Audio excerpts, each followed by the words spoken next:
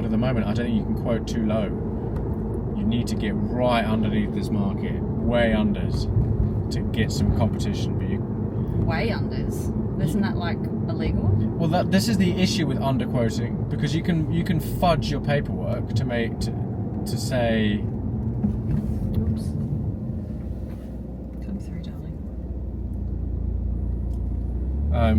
Like you can do the paperwork. Say in that home, the owner says, look, I want 3.5, and the agent says, look, I think it's worth 3.5. But what I need to do in order for us to help you sell it, let's put 3.2 to 3.3 on the agency agreement. That'll allow me to quote 3.1, 3.2 as a quote, and then you can have the defence of setting your reserve at 3.5 on auction day.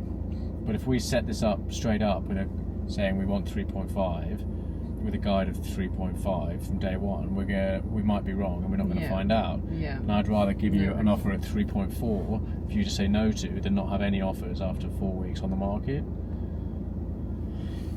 But that's why some agencies have like a reputation of, oh look, they always quote low. I think it's just doing their due diligence to protect their owners from maybe making a poor decision on day one and giving the market an opportunity to show you what it's worth. Do you think that's their intention? Whose intention? Agents, if they quote low. 100%.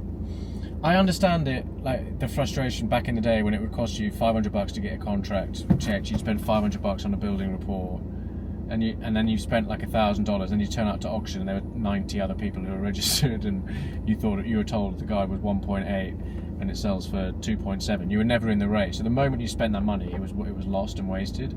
Now you could turn up.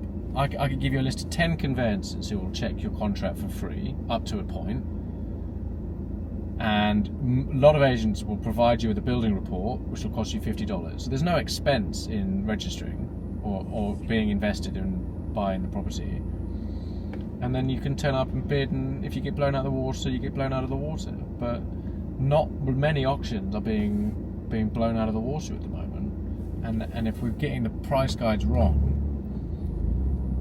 or defending a price early, we're not creating the competition, we're not creating the opportunity for the market to tell us where the value is.